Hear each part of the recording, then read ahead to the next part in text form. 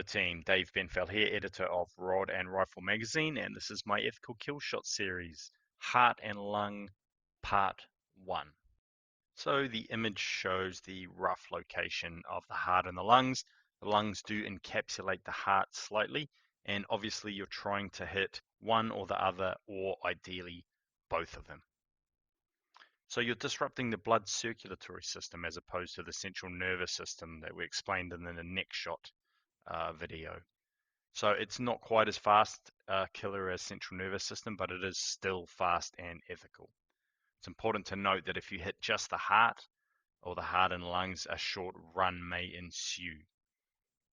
So as I said, you have margin for error. You miss forward, you can hit the neck. If you miss high, you can plant your deer with a spine shot. And if you miss rearwards, you can hit the liver and the lung. Not ideal, but it will still cause death. So team, the angle of your deer relative to the shooter is vitally important. If it's facing towards or away from you, or you're higher or lower than the deer, this is going to impact your bullet's path through the deer. From a technique perspective, the number one thing I see beginner shooters get wrong is trigger control when they release the shot. The number one mistake I see with point of impact or the aiming point is not taking into account the angle of the deer. That's probably the most likely reason why your shot didn't go the way that you want it. It is vitally important that you take into account the angle of the deer. In this example, the deer is facing slightly towards us, and maybe we're a touch above it as well. Okay, you need to adjust your aim point towards the neck if the deer is facing slightly towards you to get the best margin of error and to get your bullet impact straight through those vital organs that you're trying to hit. If you don't adjust, you can see if you use the traditional aim point of behind the crease of the shoulder or that middle of the shoulder area, you're going to be aiming angled much towards the stomach of the deer. Okay, and sometimes it's quite easy to not pay attention. It's only a slight angle change, but it makes a difference, particularly if there's wind. If the deer is facing towards you, I like this shot as much as I do the parallel deer for beginner or newer shooters and newer hunters as well. It still gives you good margin for error. You just have to be aware of it and make the correct changes. In this example, you can see the deer is facing slightly away. Remember what we spoke about earlier on.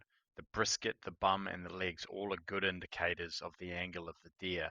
The neck is deceptive because it's so flexible, so you can't trust the neck to give you a good indication. When the deer is facing slightly away from you, the stomach is more protruding towards you and there's a smaller margin for error, which is why I don't like this shot for newer shooters or newer hunters. Be aware and cautious of the effect of wind and distance and how that will affect your shot. Because you have a smaller margin for error, the further out you shoot, the more there's a chance of the shot going wrong. And the same thing with wind. If the wind is blowing from the left to the right on this deer and you get the wind read slightly wrong, you're looking at a terrible gut shot or worse. And none of us as hunters want to make those kinds of mistakes.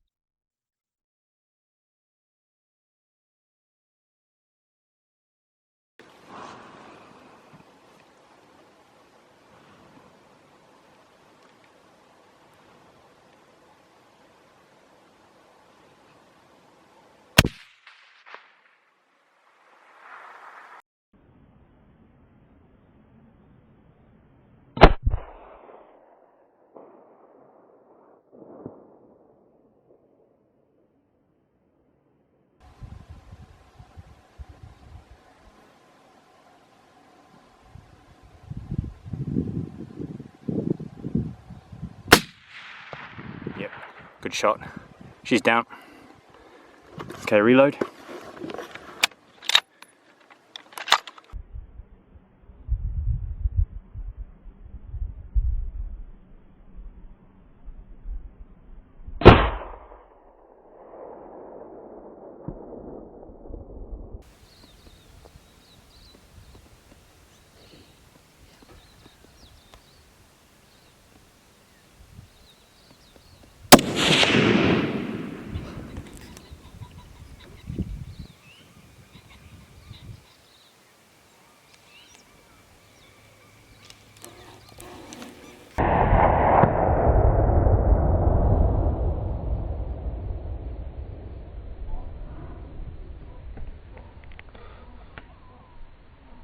in summary team, when you are trying for a heart and lung shot, a parallel deer, one fully side on is ideal.